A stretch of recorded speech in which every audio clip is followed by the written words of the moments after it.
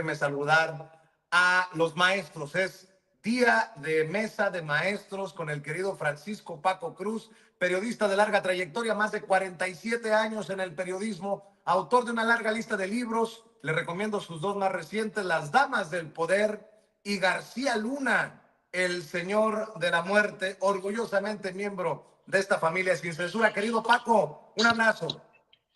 Vicente, ¿cómo estás? Buenos días, un abrazote también a Jaime. Fíjate cómo empiezas este segmento, Vicente, con las palabras del general secretario Ricardo Trevilla Trejo. Y en estos momentos, cuando tenemos amenazas de Donald Trump, como quiera que sea, son amenazas, cuando hay movimientos en la frontera, cuando hay una especie de psicosis, porque se vio un avión, porque se dieron 3 embarcaciones, porque se inventa lo de lo de un portaaviones en aguas mexicanas. En este momento es bien importante porque el general Ricardo Trevilla Trejo, el secretario, el único secretario de defensa como cada 6 años, viene a refrendar el principal trabajo del ejército, la soberanía nacional. Por un lado, la soberanía nacional y por otro, el respeto y el respaldo a la presidenta Claudia Sheinbaum Pardo. El presidente dice puede ser un país modesto, pero la defensa nacional está a disposición para lo que se le requiere, la defensa del país.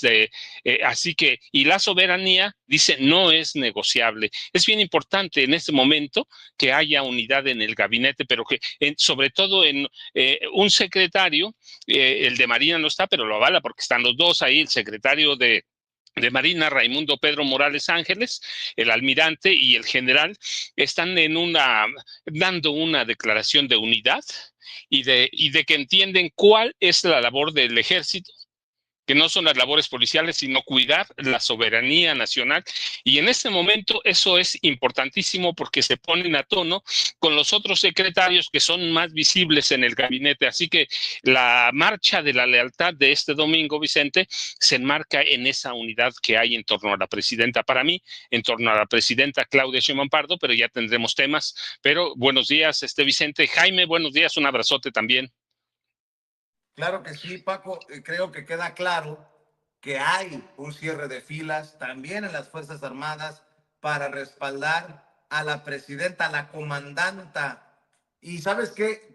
¿Cuál es la crítica del saco de pus? Creo que nunca antes le quedó mejor ese apodo a Javier Lozano, el calderonista Javier Lozano, el desgraciado hijo de la chingada que dejó en la calle a cientos de miles de trabajadores. Dice, no sabe ni hablar. Qué vergüenza, además, qué mal se ve del lambiscón, con qué poco se conforman sobre el discurso del general secretario de la Defensa Nacional. Eh, qué, qué bajo. Esta oposición, lo único que le critica es eso. No, pues estamos en el hoyo, Paco, ¿no? Vicente, no en el hoyo, es el nivel de oposición que tenemos, que no entiende nada. Bueno, mira, sí lo entienden, pero están desilusionados, desesperados, y el general que estaba allí con el almirante les dice que la misión del ejército es esa, es en beneficio del pueblo de México, defender la soberanía, pero ese nivel de Lozano es el que de Javier Lozano Alarcón, es el nivel de oposición que tenemos, Vicente. Por eso están como están, por eso están a donde están, porque no entienden todo lo que está pasando y porque no tiene otra cosa, no critica el discurso, no critica nada y porque no entiende que han cerrado filas en torno a la primera presidenta constitucional de este país y le están diciendo estamos aquí para defender al territorio y a los mexicanos y defenderla y promulgar de nueva cuenta la lealtad a la nación, que no Sí, solo atañe a los militares. Así que hay una lealtad y, como dices tú, un cierre de filas en torno a la presidenta constitucional de los Estados Unidos mexicano, Vicente. si Javier Lozano critica el que, de acuerdo a él, no sabe ni hablar, el general secretario, esperemos muy pronto, en un discurso de Margarinflas, de Margarita Zavala, la crítica del gran mexicano Javier Lozano. Ya llegó el maestro también, Jaime Hernández, nuestro hermano Jaime Hernández, por décadas corresponsal de guerra, este sí, no chingaderas como López Dóriga y Loret, corresponsal mexicano en el extranjero, hombre comprometido con la verdad, fundador y conductor de su espacio en YouTube, no apto para cínicos, también orgullosamente miembro de Sin Censura. Querido Jaime, pues entramos con todo. Hoy ando filoso, voy derecho y no me quito. ¿Cómo están, queridos amigos? Buen inicio de semana. Un abrazo a mi querido Paco. Y sereno, Moreno, sereno, sereno. A ver, écheme al gato. ¿Qué pasa? ¿Qué hay? ¿Qué A hay ver, que decir? de entrada lo que decía Paco, ¿no? Los que querían ver a las Fuerzas Armadas voltear, darle la espalda a la presidenta, como en algún momento se lo pidieron contra López Obrador, pues se van a quedar con las ganas, Jaime. Sí, y yo creo que, y esta es una gente que la verdad es conoce, cada vez que hacen este planteamiento, dejan en evidencia su atroz conocimiento de la historia de México. El ejército mexicano, y cuántas veces lo repitió Andrés Manuel López Obrador, el ejército es pueblo. El ejército mexicano, a diferencia de muchos institutos castrenses en todo el mundo, efectivamente es uno de los pocos ejércitos que desde el soldado más humilde, desde el soldado raso hasta el general brigadier de 4 o 5 estrellas, al almirante también más encumbrado, son gente que han surgido desde abajo. ¿Por qué es importante siempre destacar esta mención? Porque a lo largo de la historia, por ejemplo, en América Latina tan solo, el ejército mexicano ha sido de los pocos ejércitos que tienen su historial afanes golpistas. Ahí tenemos los ejemplos de Uruguay, Argentina, Perú, Bolivia, Chile. Tú síguele contando.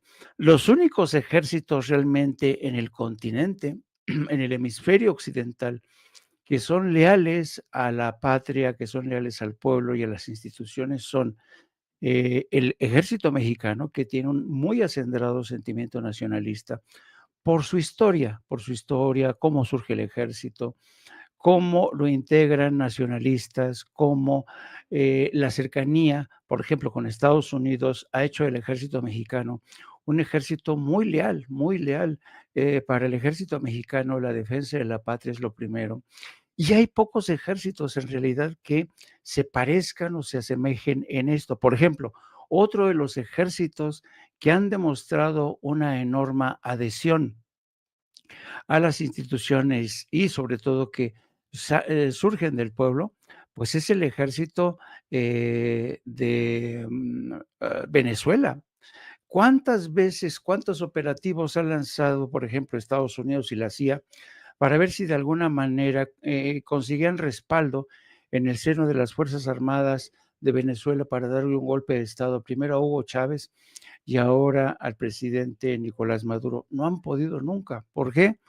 Porque son ejércitos completamente distintos a los de otras regiones o naciones vecinas, ¿no? Y yo creo que el ejército mexicano, precisamente, que se distingue por un largo historial de institucionalidad, y además porque desde los primeros días sus máximos representantes declararon que la comandante en jefe del ejército es la presidenta, así está en la Constitución. O sea, fin de la historia. Así es que yo creo que eso habla muy bien de esta institución castrense, que no es perfecta, que no es perfecta, que a lo largo de su historia hemos visto cómo siempre han surgido las manzanas podridas, que han tenido vínculos con el crimen organizado, pero también son más los patriotas, son más la gente que se debe más al servicio de su país. Y a mí no me extraña, francamente, yo creo que el ejército mexicano, insisto, es de los más leales en todo el planeta y qué bueno que sea así, digo yo. Por maestros y por el respeto que les tengo, denme su opinión del encontronazo entre la presidenta. Bueno, no iba a decir encontronazo, no. El choque contra la pared que tuvo la corresponsal de Proceso al querer plantear una mano negra que metió, según ella, el gobierno del presidente Andrés Manuel López Obrador para sacar del bote en una negociación, dice ella, a el general Salvador Cienfuegos, exsecretario de la Defensa Nacional, y cómo le contesta la presidenta Claudia Sheinbaum en momentos en que fue visto en el evento precisamente de este fin de semana el general Cienfuegos. Paco, tu opinión, tus comentarios. Ahí está la imagen de Cienfuegos con lentes en el evento de este fin de semana. Y bueno, el planteamiento del Proceso que fue refutado híjole, ¿cómo decir? Con brutalidad, esa es mi opinión. Fortísimo lo que le dice la presidenta a la corresponsal de Proceso, que buscaba amarrar navajas, Paco. Fíjate, Vicente, nada más antes de que te conteste eso, la imagen que estabas pasando es fortísima, la de la general Salvador Cienfuegos Cepeda, porque allí también estaba, curiosamente, Enrique Cervantes Aguirre, que fue general secretario de la Defensa en el gobierno de Ernesto Zedillo. Es decir, el generalato está cerrando filas en torno al discurso de Ricardo Trevilla Trejo y en torno a Claudia Sheinbaum Pardo y la posición, como decía Jaime, de un ejército que sale del pueblo, que no tiene la misma formación de otros. Así que esta imagen es poderosa porque no es el general Salvador Cienfuegos Cepeda, está Enrique Cervantes Aguirre, que fue secretario de la Defensa en el gobierno de Ernesto Zedillo Ponce de León. Así que esa imagen va a durar mucho tiempo y puede pasar inadvertida, pero no debe pasar inadvertida, Vicente, porque es lo que es el ejército mexicano en este momento. Te oigo, Vicente. Y Paco, además hay que decir que no es invitación de la presidenta, es protocolo militar, es protocolo de las Fuerzas Armadas, como hoy también lo mencionaba la presidenta en la mañanera, ¿no? No, pero claro, pero toda esa imagen te dice lo que es el ejército en este momento. Están alrededor de la jefa, de la comandanta suprema del ejército mexicano, de las Fuerzas Armadas, de las Fuerzas Armadas, porque una cosa es la Marina Armada y la otra el ejército terrestre y la Fuerza Aérea. Así que esa imagen es fuerte y esto te dice cómo están enfrentando en equipo a las amenazas que vienen en este momento de Estados Unidos, Vicente. Luego lo otro, mira, la reportera de Proceso, el problema, Jaime lo sabe, ha sido reportero toda su vida prácticamente, tú lo sabes, por buen número de años como reportero. Un periodista no se puede dar o permitir el lujo de no llegar o de llegar a hacer una pregunta y no tener todo el contexto y los documentos que se requieren cuando va a acusar a alguien. O por lo menos va a sembrar dudas. Si tú vas a hacer una pregunta capciosa, si vas a meter de pronto un buscapiés para sacar carnita, si vas a hacer algo, necesitas llevar en la mano toda la historia, todos los documentos. No necesitas llevar la cronología, necesitas llevar las pruebas y los documentos. Cuando vas a tratar de desestabilizar o de sacar de balance a un presidente, a una presidenta que tiene todo el colmillo del mundo y que no se tienta el corazón para decirte, investiga primero. Eso es una vergüenza para el periodista. El periodista, cuando llega a hacer una pregunta, a la mañanera, a una entrevista cualquiera con un funcionario que conoce sus funciones, tiene que llegar con los pelos de la burra en la mano. Lo otro te hace quedar como esto, ¿sí? Como una persona que va a meter chismes para tratar de sacar algo. Así que Dalila Escobar lo que tenía que hacer es haber llegado a ver, mire, aquí están las pruebas de que Estados Unidos, de que el presidente López Obrador utilizó la mano o metió mano negra para que el general Salvador García Cienfuegos saliera o lo dejaran libre en Estados Unidos. Salvador Cienfuegos Cepeda, aquí está, mire, tengo estas pruebas, el Departamento de Defensa, el Departamento de Estado de Estados Unidos me dio esto, y yo por mi lado conseguí esto. Aquí están, y por el lado de la presidencia, en el gobierno de López Obrador, conseguí esto. Tú llegas con eso, ¿y cómo te contesta la presidenta? El problema de muchos reporteros, cuando van a hacer este tipo de entrevistas, es que equivocan pensando que ser crítico es hablar fuerte, es llegar sin conocimientos o con una, como ella decía, una narrativa cronológica. Pues eso no te dice nada. Tú llegas con el presidente de la República, cualquiera, no tiene que ser Claudia Sheinbaum Pardo, y le llegas con las pruebas. Dice mi trabajo antes de venir a preguntarle. Pero ¿qué pasa muchas veces en la mañanera? Lo que hace esta mujer, lo que hace Reina Aide, que llegan a meter un chismecito para tratar de sacar hebra, como dicen en mi pueblo, sin tener nada base, sino con lo que están pensando. Otro problema, Vicente, Jaime lo sabe muy bien, es que ahora es que en el celular te mandan las preguntas. Y cuando te mandan las preguntas en el celular no tienes todo el contexto. Te digo, llegar con la cronología, pues sí, yo puedo saber muchas cronologías, conozco parte de la cronología de la historia. Eso no quiere decir que sea la verdad.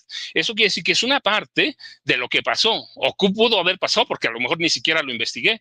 Tienes que llegar con los pelos de la burra, con documentos, con todo. Yo supe de esta fuente y esta fuente me dijo que el presidente López Obrador metió las manos para que liberaran al general Salvador Cienfuegos Cepeda. Lo otro, pues entonces queda como eso, como en chisme, y te quedas, te hacen ver mal como reportero.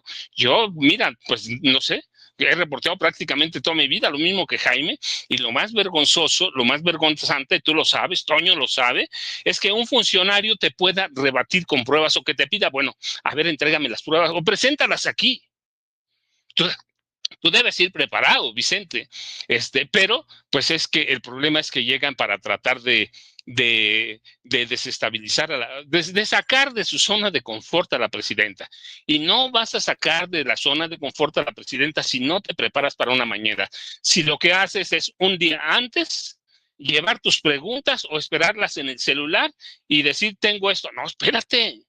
Si tú vas a acusar al gobierno de López Obrador de meter mano negra en el caso del general Salvador Cienfuegos Cepeda, pues tienes que llevar las pruebas. Y tienes que llevarlas del Departamento de Estado, del Departamento de Justicia de Estados Unidos, y tienes que llevarlas de fuentes mexicanas que te digan, mira, yo encontré esto. De lo contrario, pues pasa esto, y eso es una vergüenza para el periodista, Vicente, ¿sí? Yo una vez me pasó, hace muchísimos años, y con esa aprendí. Si quiero cuestionar, si quiero verdaderamente sacar hebra, pues voy a llegar con las pruebas en la mano, con los estudios, con las declaraciones, con lo que yo tenga, pero que haya reporteado. El problema es que no reportean y piensan que lo que llevan ahí en el celular es la verdad absoluta, y lo que llevaba era si quiere decía, le leo la cronología, seguramente la presidenta tiene la cronología, no seguramente, así como son, habría sido muy sencillo que pidiera la cronología de todo lo que le pasó. Eso no significa nada, no es información, no es nada. No, hay que llegar con las pruebas, y no llegó con ninguna prueba, que es lo mismo que hace Reina Aide y que hacen otros reporteros cuando quieren meterle una zancadilla a la presidenta de la República. Así que es una vergüenza que hagan eso, que no lleguen con pruebas cuando van a acusar, cuando van a cuestionar o cuando van a meter una zancadilla. Yo digo, es válido como periodista, mentiría si digo que no lo he hecho, pero siempre llego con las pruebas. Mentiría si digo, nunca, cuando hice preguntas, siempre fueron bien, ¿no? En ocasiones fueron preguntas políticas con jiribilla. Jaime lo sabe, va, tú lo sabes. Se hacen preguntas para sacar muchas cosas, pero vas con las pruebas en la mano. Y más, si vas con el presidente de la República, con un secretario de Estado, con un académico, lo mínimo que puedes hacer es prepararte. Lo otro, pues es muy mal periodismo. Es un periodismo de chisme, de especulación. Así que, y eso te hace ver mal, porque estás frente a una persona, te digo, cualquiera, no tiene que ser Claudia Sheinbaum Pardo, una persona cualquiera que te diga, está bien, enséñame las pruebas. Está bien, pero reportéalo. Así que yo digo, eso es una vergüenza, Vicente, y que se ve en ocasiones más a menudo de lo que parece en la mañanera de la presidenta Claudia Sheinbaum Pardo, como pasaba con el presidente Andrés Manuel López Obrador.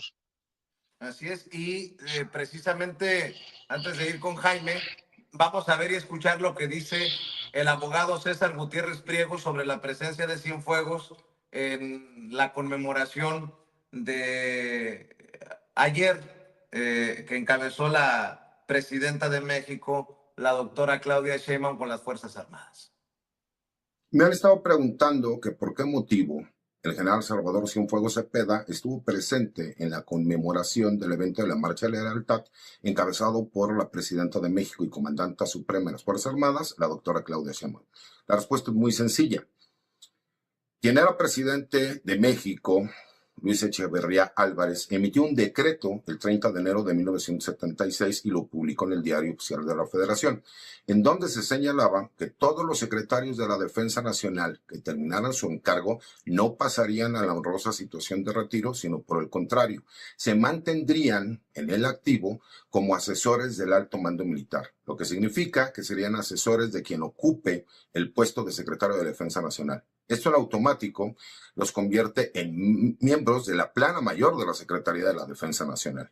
Es por ese motivo, y no por alguna otra idea por ahí política que alguien podría tener, que se invita a los exsecretarios de la Defensa Nacional cuando existen este tipo de actos solemnes de acuerdo a las leyes y reglamentos militares y el ceremonial militar. ¿Por qué? Porque simple y sencillamente, mientras se encuentre vigente ese decreto presidencial, ellos siguen formando parte de la plana mayor de la Secretaría de la Defensa Nacional, al grado de que vemos a un impresentable que se encargó de llevar a cabo la guerra sucia en los años 70 y que ha sido señalado de desapariciones forzadas, como el general Enrique Cervantes Aguirre, quien fue secretario de la Defensa Nacional, y por ese motivo se encuentran presentes los exsecretarios de la Defensa. No es por ningún otro motivo, es por un decreto presidencial del 30 de enero de 1976 que emitió quien era presidente de la República, Luis Echeverría Álvarez, y se encuentra vigente al día de hoy.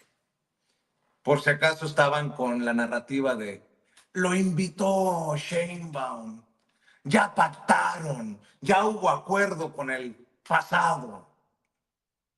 Ahí se las dejo de tarea. Mi querido Jaime, sobre lo de la mañanera, sobre lo de ayer, ahí vamos escuchando tus comentarios y opiniones. Sí, yo creo que, eh, no sé, a veces yo recuerdo cuando arrancaron las mañaneras, cuando el presidente López Obrador le dio entrada a representantes de distintos medios, incluidos youtubers. Una de las quejas del llamado de los periodistas y comentócratas que siempre formaban parte de este selecto grupo que siempre tenía acceso exclusivo al presidente, fue que cómo era posible que le dieran entrada a tanto improvisado, que ni siquiera eran periodistas, patatín, patatá. Y yo recuerdo que en aquel entonces yo dije, bueno, yo prefiero una mañanera en la que, okey, los periodistas que asisten no sean del todo profesionales, pero yo agradezco que haya esta apertura del gobierno de México hacia todos los medios. De aquel entonces ahora ha pasado mucho tiempo, y yo creo que todos los medios y todos los periodistas asistentes a la mañanera ya tendrían que haber cumplido con una curva de aprendizaje obligada, ¿no? Que es cómo platicar con el poder presidencial, cómo servir de interlocutor entre el poder presidencial y el pueblo de México o los intereses o los medios a los que representan. Pero no ha habido aprendizaje en absoluto, no ha habido aprendizaje y ahí tenemos el caso de Reina Aidé, que yo francamente soy de la gente que a mí no me gusta la presencia de Reina Aidé, porque en primer lugar roba oxígeno, roba tiempo, Reina Aidé para mí le falta el respeto a la institución presidencial, a los millones de televidentes o radioescuchas que están pendientes de lo que dice la presidenta de la República, y además es una falta de respeto a todos los que asisten todas las mañanas. Luego están los famosos golpeadores o golpeadoras, sicarios, sicarias, que, como dice el maestro Paco, van con el fin de lanzarle buscapiés a Claudia Sheinbaum. El tema con Claudia Sheinbaum, y eso ya tendrían que haberlo aprendido su lección. Claudia Sheinbaum es una mujer que es demasiado rápida, muy rápida. En cuanto una reportera, un reportero empieza a formular la pregunta, la presidenta ya sabe por dónde van. Los ve venir 10 pueblos antes, vaya. Entonces, esto lo que ocurrió hoy dejó más en evidencia cuál es el papel que juegan esta Dalila de Proceso, que empezó primero tratando de ponerle una trampa, de sembrar una trampa a la presidenta con el caso del general Cienfuegos. Con el caso del general, y yo no digo que uno como periodista o reportero, como bien decía el maestro Paco, que Paco y yo somos de la vieja escuela, uno está acostumbrado a tratar de meter la jiribilla para ver si sale, si resulta, ¿no? A ver si el político cae. Pero hay que tener en cuenta que Claudia es muy brillante, tiene mucha experiencia, mucho colmillo, pero además yo creo que hay preguntas que en el caso del general Cienfuegos son legítimas. Por ejemplo, todo el mundo sabemos que es imposible que el general Cienfuegos sea una blanca paloma, es imposible.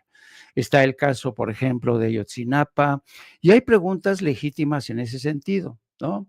Pero hay que saber hacer esas preguntas para sacar las luces y sobre todo las sombras de ese tipo de personajes, ¿no? Que hay una investigación, nunca hubo una investigación sobre el general Cienfuegos, porque la otra parte de la historia ya no la sabemos. Es decir, el presidente cuando solicita, demanda el regreso del general Cienfuegos, ¿por qué? Porque recibe del gobierno, se lo pidió expresamente a Trump, lo que tenían la DEA en su contra, y cuando estudian toda la incautación, cuando descubren que no hay nada en absoluto. Entonces, dos cosas pudieron haber pasado ahí, y esto es especulación, subrayo, esto es especulación. Una es que la DEA le dio parte del encauzamiento, que describe en términos generales por qué se le siguió, por qué se le investigó, cuáles son potencialmente las acusaciones. Pero también pudo haberse dado el caso, en el caso del Departamento de Justicia, que una parte de la investigación no le ha sido entregada a México. ¿Por qué? Porque quizá en esa parte de la investigación aparecen formas de investigación, interceptación de llamadas, fuentes que operan en el seno del ejército, es decir, información que el gobierno de Estados Unidos no puede compartir con su contraparte mexicana. Pero insisto, estoy especulando. Pero el caso es que Estados Unidos, al enviar la información que le solicita y al revisar el gobierno de México, dice, oye, es que aquí no hay nada, esto es pura paja. Entonces, eso permitió que el presidente de México rescatara a Cienfuegos, que desde mi punto de vista tendría que haber tenido una investigación por el papel que jugó, por ejemplo, Ayotzinapa. Él sabía, ¿cómo no iba a saber lo que estaba ocurriendo en Ayotzinapa? Pero también hay que tener en cuenta una Pero cosa. pero es harina de otro costal, ¿no? Entendiendo Exa eso. Exactamente. Y además, mira, no somos incautos, no somos ingenuos. Todo mundo sabe, los periodistas viejos, sabemos que, como le dicen en algunos medios, los verdes tienen un poder cañón. Paco lo sabe muy bien. Entonces, el político en turno, en este caso el jefe de gobierno, el presidente en turno, tiene que ver de qué manera mantiene estos equilibrios al interior de su gobierno. No va a lanzarse a la yugular de un general porque forma parte de una estructura, ¿no? Donde hay poderes que han formado parte de un sexenio, ¿me entiendes? Entonces, tendría que haber una investigación. Sí, en un país ideal tendría que haber una investigación, pero no la hay, desafortunadamente, ¿no? Pero el caso es que tú como reportero, a la hora de plantarte frente a la presidenta, le tienes que saber hacer las preguntas concretas. Y un segundo elemento que me llamó a mí mucho la atención, que te habla del tipo de periodismo tan antiguo que se sigue practicando todavía en un país como México. El clásico recurso de, es que mi jefecita, la dueña de proceso, como entrevistó al Mayo antes de que fuera capturado, y ese viejo recurso, uf, ¿cuántas veces te obligaban a ti? Oye, el director entrevistó el caso de Excelsior, yo no sé cuántas veces entrevistábamos a jefes de Estado y de gobierno, y ahí tenías que ir con tu batea de babas. Oye, según la entrevista que le hace mi directora, fulanito, o sea, te obligaban básicamente, ¿no? Son preguntas para dejar en claro que tu medio es influyente, que consigue entrevistas exclusivas, pero ya se dijo todo lo que tenía que decirse sobre esa entrevista de María Scherer con el Mayo Zambada antes de que fuera capturado.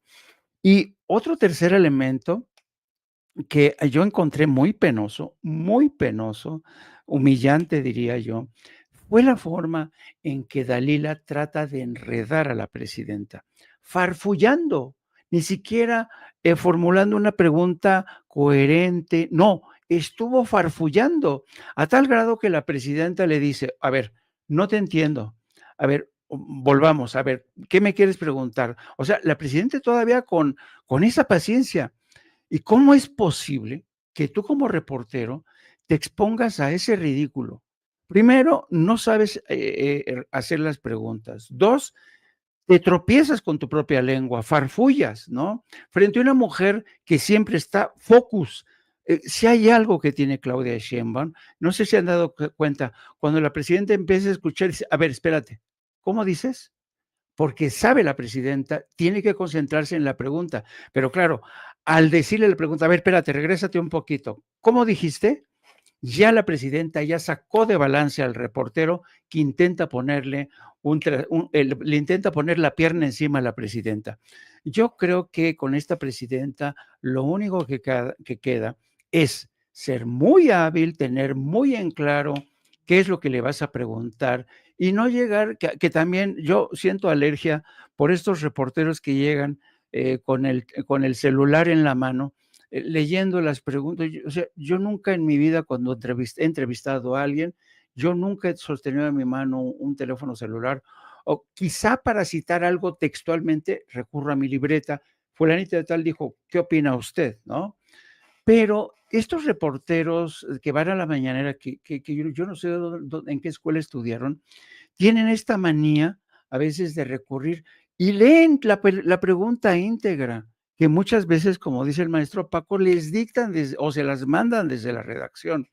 La verdad es muy penoso, es muy penoso. Yo creo, insisto, que a estas alturas las mañaneras ya tendría que contar con periodistas preparados que ya cumplieron con una curva de aprendizaje para adecuarse a los nuevos tiempos. Sí, se les ha abierto las puertas de presidencia, pero siempre van a estar en este plan. La pregunta que le hace Dalila a la presidenta, oiga, o no sé si fue Dalila que le pregunta, oiga, sobre el tema de los desaparecidos, de esta mujer nicaragüense, de su hija nicaragüense, yo la estaba escuchando y estaba diciendo, o sea, prácticamente, oiga, señora presidenta, ¿por qué no me hace mi chamba?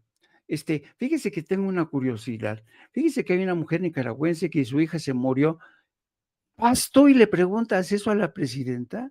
Le estás pidiendo que te haga tu trabajo. Uno como reportero tiene que indagar qué pasó con esa mujer, qué pasó con esa niña.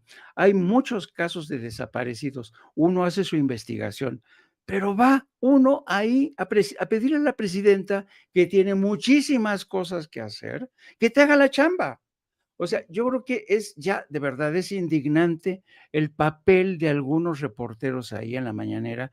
Insisto, no es que yo sea mala onda, como dicen los jóvenes, no, pero creo que hay que respetarse uno mismo como reportero, hay que respetar esta profesión, hay que respeten a tu medio de comunicación, porque con este tipo de preguntas, con este tipo de lances, lo que hace Dalila es ponerse en ridículo, humillarse ella misma y poner en evidencia su medio de comunicación.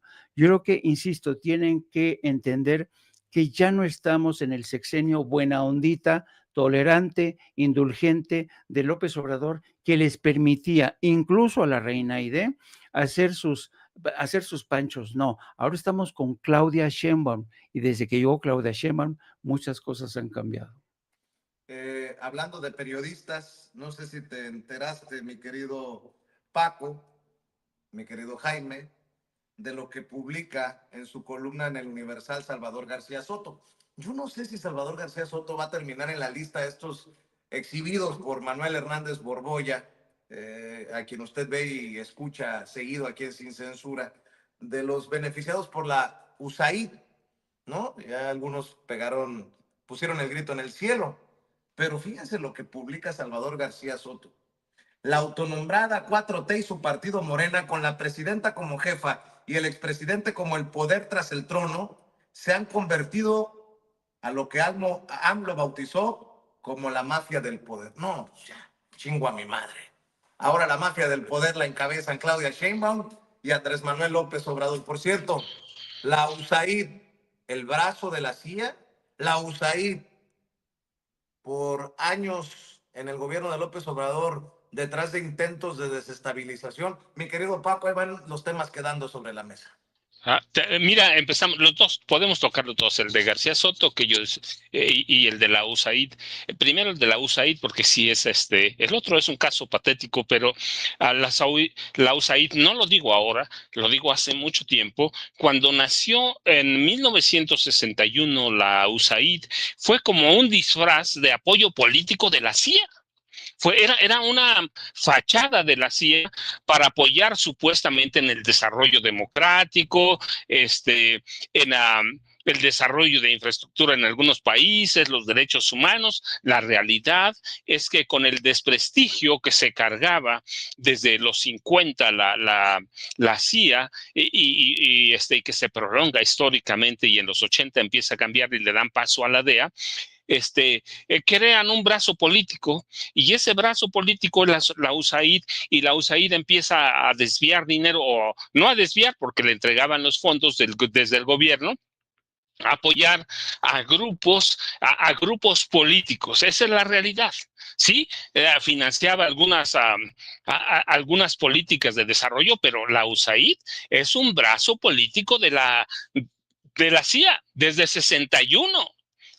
Así que quienes hayan recibido recursos de la USAID sabían que estaban recibiendo recursos de la CIA abiertamente, y sabían que la USAID era un brazo político para comprar a empresarios, activistas de extrema derecha, a periodistas, a quien se dejara, mientras la CIA directamente hacía trabajo con los presidentes de la República. En el caso de nosotros, yo lo he señalado, hay pruebas de que desde 1954-55, con el presidente Adolfo Ruiz Cortines, la CIA compró a todos los presidentes hasta José López Portillo.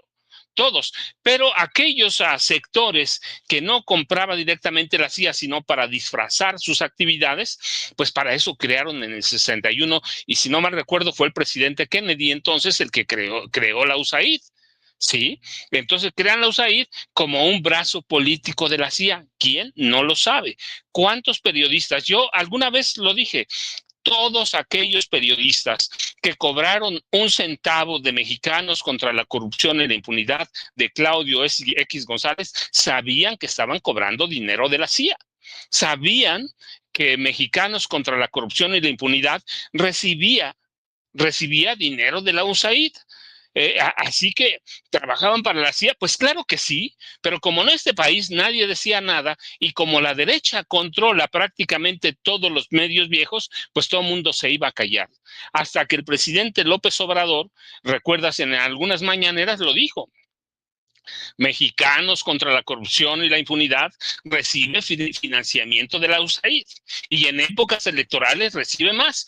¿Cuántos periodistas han publicado, no con mexicanos, sino reportajes para mexicanos contra la corrupción y la impunidad? Si se los paga la Mexicanos contra la corrupción y la impunidad, si trabajan para ellos. Ahí le faltan, por ejemplo, Salvador Camarena trabajaba con Claudio X González. Seguramente que van a salir más nombres, pero quienes prestaron sus servicios para Claudio X González sabían que Claudio X González recibía financiamiento de la CIA, que la USAID estaban obligados a conocerlo. Es como aquellos, yo pongo el ejemplo, mira, es como aquellos periodistas que trabajan en Latinus con Loret de Mola, y reciben dinero, y yo digo, pues ellos deben saber que recibían dinero de gobiernos estatales, y que esos gobiernos estatales de oposición, PRI, PAN, PRD, desviaban recursos para cuestiones de salud, para el sector salud. Así que deben saber que quienes cobran en Latinos deben saber que no solo madrazo, que es el dinero que se robó, sino que parte del financiamiento de Latinos es de dinero que sangran los estados para el sector salud. Es el mismo caso de la USAID. Todo mundo debe saber. Mira, yo cuando fui a trabajar para el Universal sabía para quién trabajaba. En mi vida escribí una línea. Cuando trabajaba en Reforma sabía que trabajaba para la derecha. Uno debe entenderlo y debes tener los pies sobre la tierra. ¿A quién sirve? ¿Y qué va a hacer? Así que quienes trabajaron y recibieron dinero de Mexicanos contra la Corrupción y la Impunidad saben que la USAID no solamente focalizaba apoyo para crisis, para aliviar crisis alimentaria o para alimentar luchas democráticas, no, saben que era un brazo golpista político de la CIA. ¿Sí? Y que operaba prácticamente en todo el mundo. Que eso de construcción de la paz es la paz que la CIA decida. Que la asistencia alimentaria y el fortalecimiento de servicios básicos es lo que la CIA decida. Y la CIA decide en función de los intereses de la CIA, ni siquiera el gobierno de Estados Unidos, de la CIA. Y esos informes sirven ¿para qué? Para golpear. Manuel Hernández Borboya tiene mucha razón. Cuando dice ahí están los nombres, no los dio él. Los nombres están ahí, al lado de Mexicanos contra la Corrupción y la Impunidad. Así que hay que aclararlo. Yo puedo decir, por ejemplo, yo no sé cuántos reportajes vi firmados por Raúl Olmos para Mexicanos contra la Corrupción y la Impunidad. Así que cada uno tiene que aclarar todo eso. Ellos no hicieron, Manuel no hizo la lista la hizo Mexicanos contra la Corrupción y la Impunidad. Y ellos son los que contrataban a los periodistas. Y esos periodistas no son ingenuos. Ningún periodista de los que aparecen, cuyos nombres aparecen en las listas de Mexicanos contra la Corrupción y la Impunidad, son ingenuos. Son tan viejos como nosotros, algunos quizá más jóvenes, otros más viejos.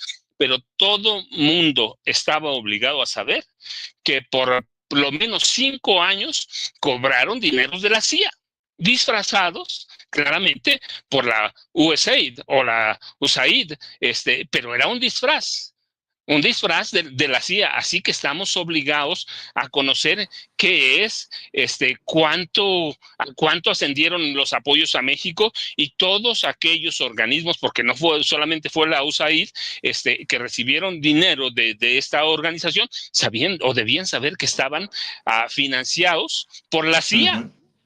Que no estaban enfocados a seguridad, a derechos humanos, a fortalecimiento institucional, estaban focalizados para servir a la CIA. Y estaban sirviendo a la CIA, y la CIA utiliza esa información ¿para qué? Para desestabilizar gobiernos. Lo otro, Vicente, ni tú, ni Toño, ni Jaime, ni yo somos inocentes. Eso que es, como dicen en mi pueblo, que se lo cuenten a que todavía no crece. Lo otro, pues mira, ¿qué diferencia hay del Chayo, del gobierno mexicano, del gobierno de Peña, del gobierno Calderón, al gobierno de la CIA? Cuando estás acostumbrado a recibir mucha lana, pues tiene que haber consecuencias. Y esas consecuencias se pagan. Y es el mismo de Salvador García Soto. ¿Hace cuánto tiempo perdió, si algún día la tuvo, la credibilidad? Pues es un tipo que está nostálgico, que hizo negocios con su información, con López Obrador. Todo mundo hacía negocios con López Obrador, así vendían. El problema con Salvador García Soto, lo dije alguna vez, es que también recibía información de la CIA, de la DEA, discúlpame, también, y la DEA lo usaba cuando quería. Ahí están columnas del año pasado, ¿sí? Con relación al narcotráfico. Así que estos periodistas viejos, no, muchos, se hicieron especialistas en muchos temas o recibiendo información por ejemplo, de García Luna, que aquí hemos platicado del caso de Raimundo Riva Palacio, que yo en ocasiones digo, bueno, pues ¿quién le dio esa información? ¿Se la dio García Luna? ¿Se la dio Calderón? ¿Quién la redactó?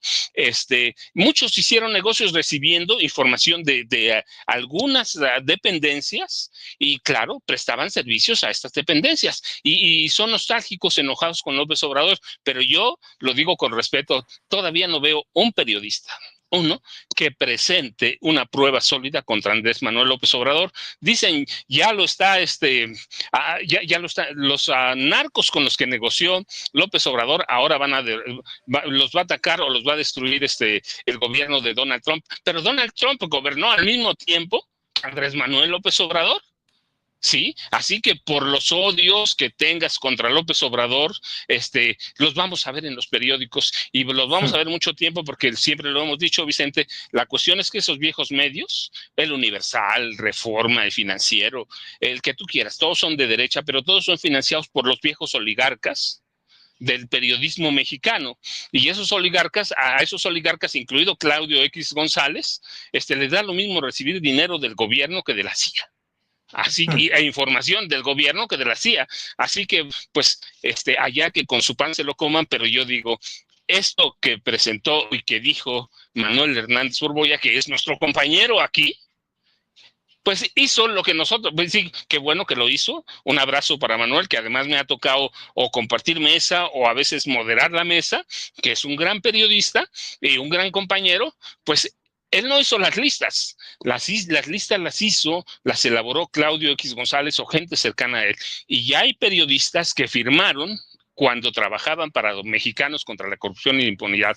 Ellos tendrán que aclarar y ellos saben que servían a la CIA, Vicente y Jaime. Así es, y póngame, don David, en pantalla lo de Salvador García Soto, por favor. Póngamelo nuevamente. Fíjense nada más lo que publica Salvador García Soto en el Universal. La autonombrada 4T y su partido Morena, con la presidenta como jefa y el expresidente como el poder tras el trono, se han convertido a lo que AMLO bautizó como la mafia del poder. No, pues ya. ¿Y qué me dicen de Pablo Macluf?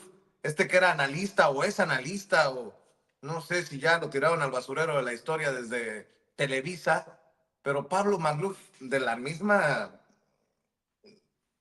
calaña, sería muy bueno para la cultura política que arrestaran y extraditaran a López Obrador por narcotráfico. Sin duda habría un intento de martirización, pero ahí estaría la mella para siempre. Ah, cabrón. ¿Y esos eran los analistas de Televisa? Y luego, cuando los corrieron mucho a la chingada, decían, ahí está la libertad de expresión, ahí está el autoritario López Obrador. No digan mamadas. Fíjense, un analista, no sé si se considere periodista, que diga esto, ponlo otra vez, don David, sería muy bueno para la cultura política que arrestaran y extraditaran a López Obrador por narcotráfico, como a... ¿Por qué o qué? ¿Qué pedo? ¿Porque saludó a la mamá del Chapo? Mi querido Jaime Hernández, hablando de periodistas y cosas peores, hablando de lo que pasó en la mañanera y que hiciste un análisis extenso y estas mafufadas tanto de Pablo Macluf como de Salvador García Soto.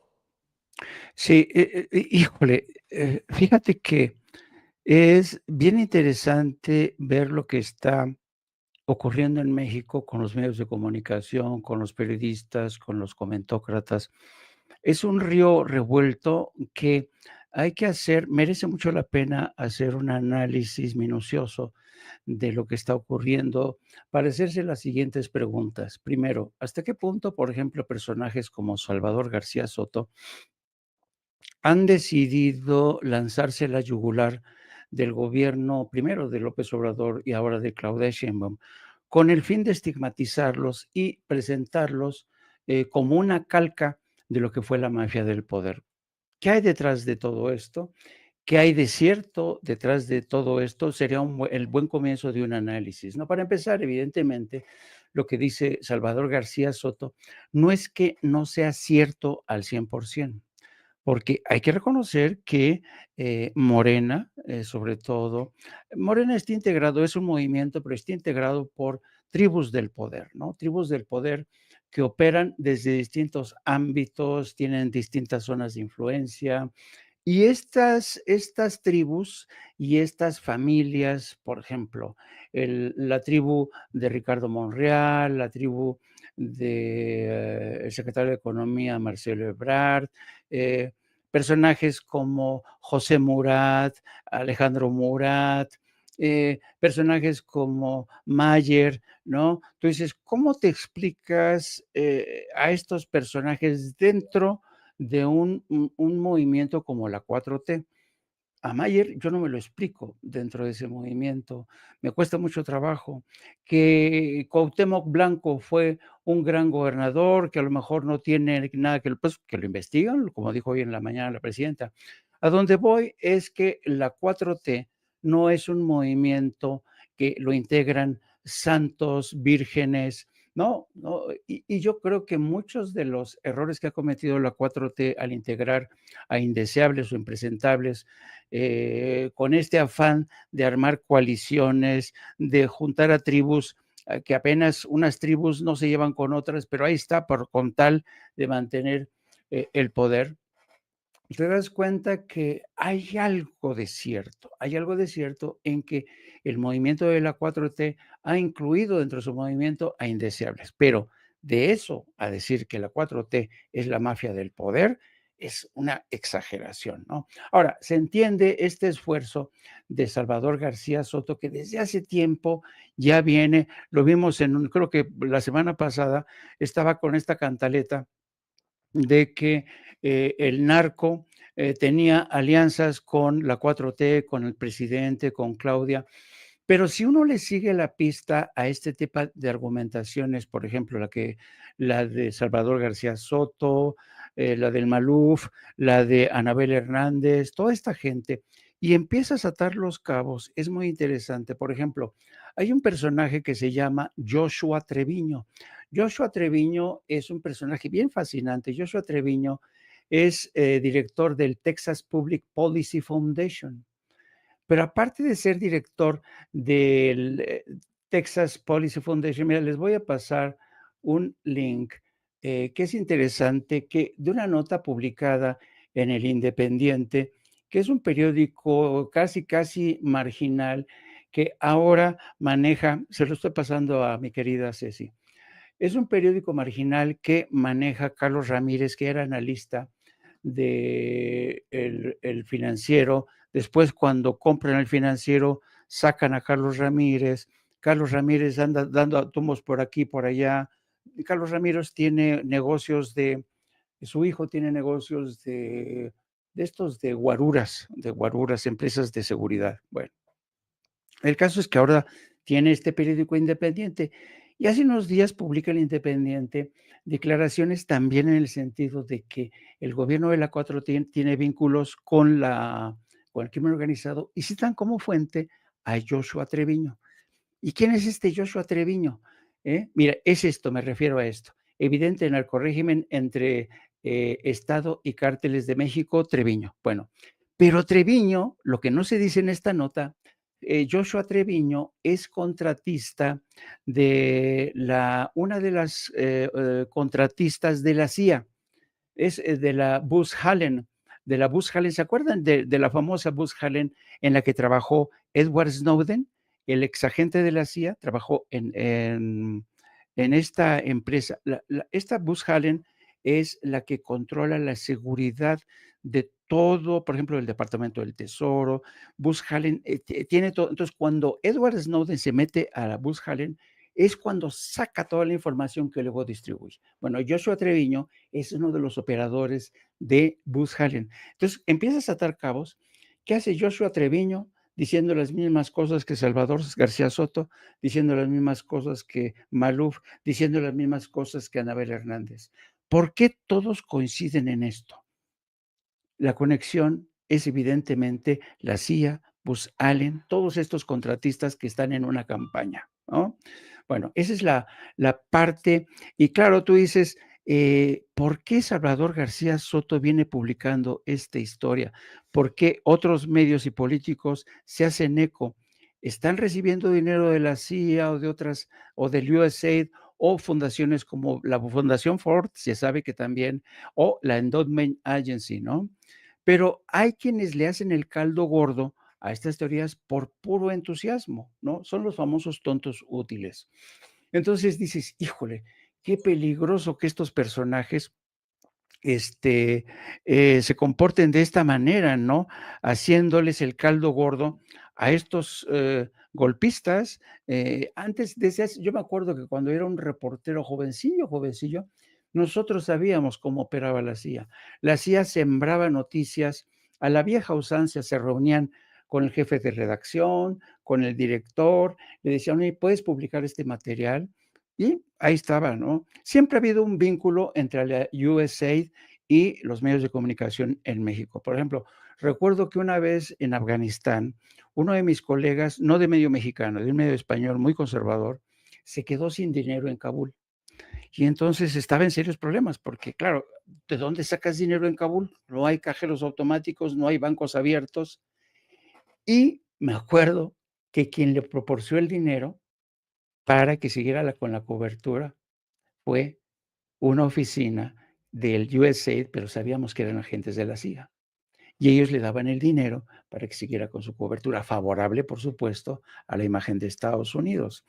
Entonces, siempre ha estado ahí la USAID dando cobertura, enjugando las arcas de periodistas, y que es que independientes, de medios también medio independientes. Pero lo cierto es que han estado ahí siempre muy presentes y es lamentable que, vamos a ver, estaba viendo, creo, ayer, apenas ayer, estaba viendo unas declaraciones de Vladimir Putin. Le preguntan, oiga, ¿cómo ve usted a Donald Trump?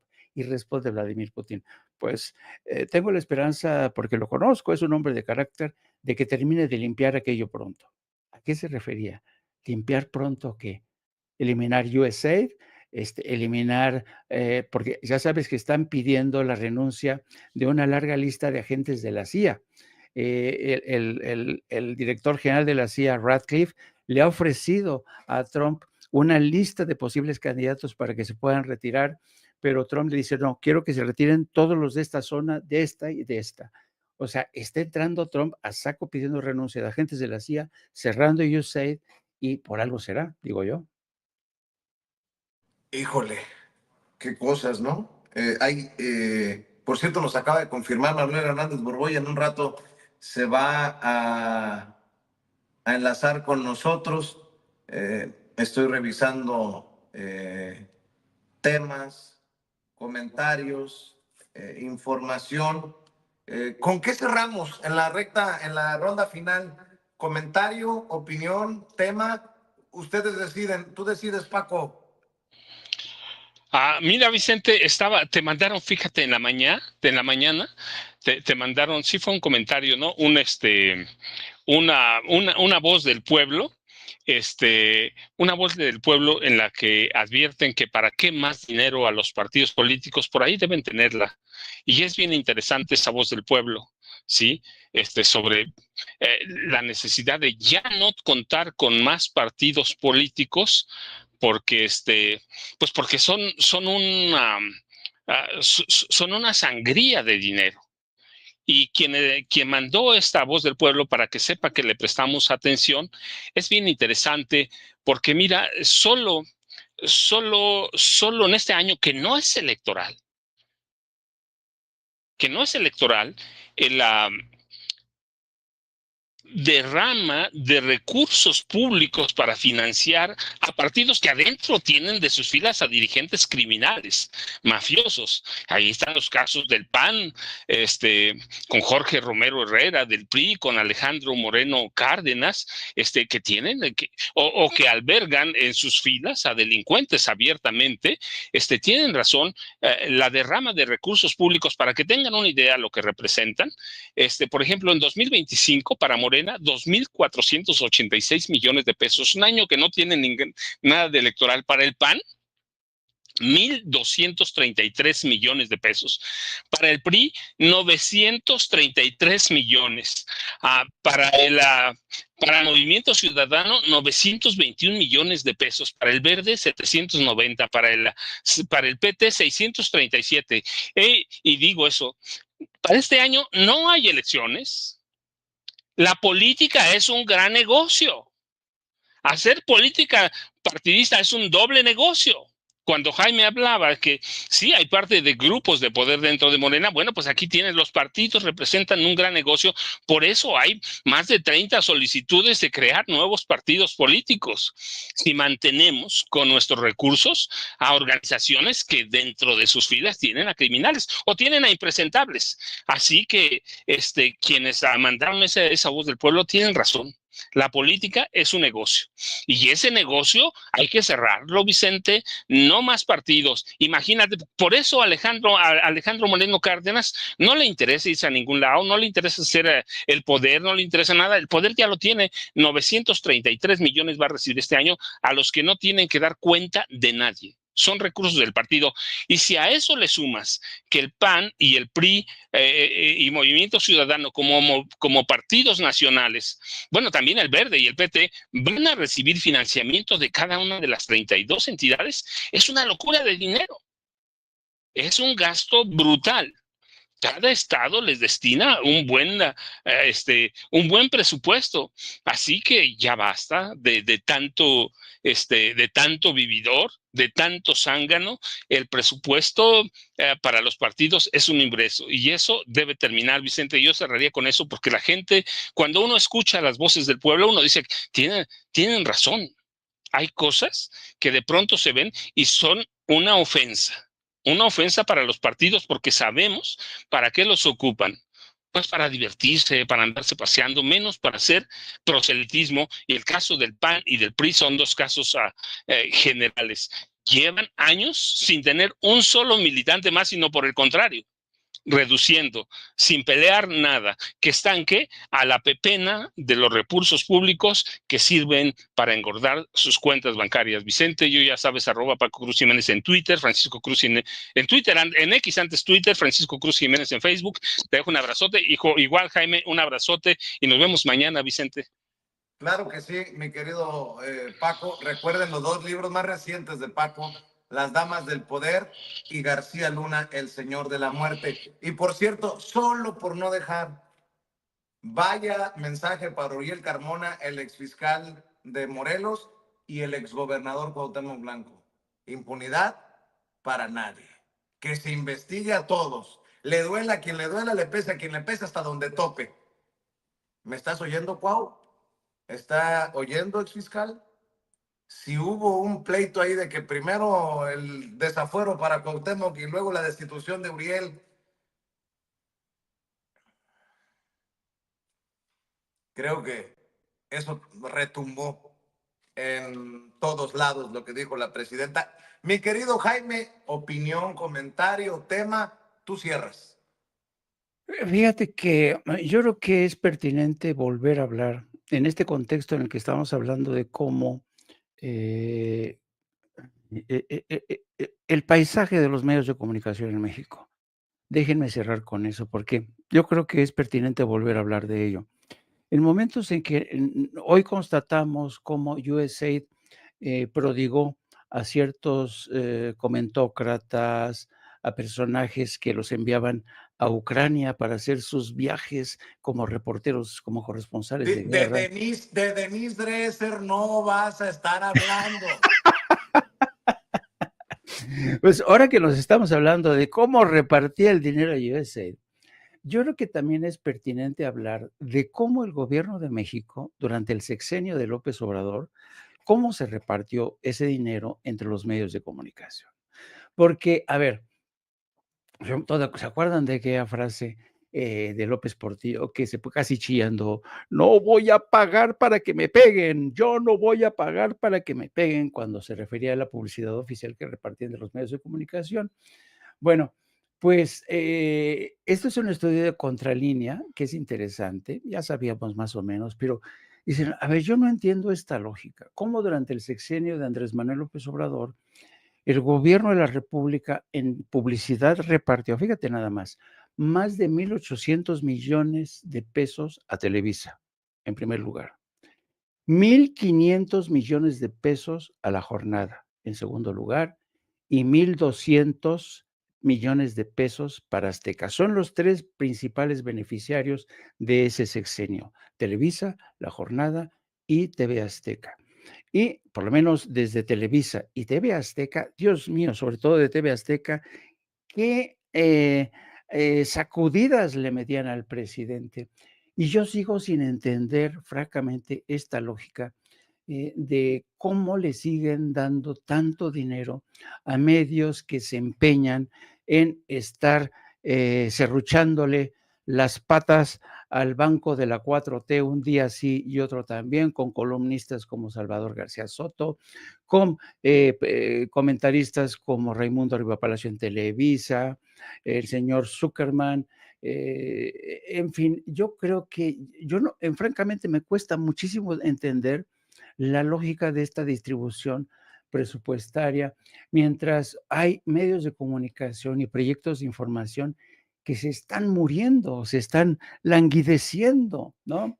Yo creo que francamente el gobierno de México, esa es una de las asignaturas que se tienen que revisar, porque Claro, por el momento les dieron un respiro porque Trump está cerrándole el grifo a USAID, pero ¿qué tal que Marco Rubio consigue rescatar parte de estos programas de USAID específicamente para el caso de México? Porque ya vemos que Marco Rubio no ve con muy buenos ojos a México. Y entonces yo creo que tiene que haber una revisión a fondo, una revisión objetiva de cómo se distribuyen los recursos en materia de publicidad.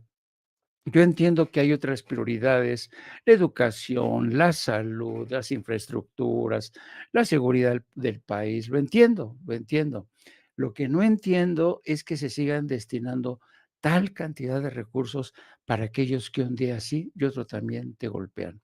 Y ya saben, queridos amigos, es un honor, como siempre, estar con ustedes.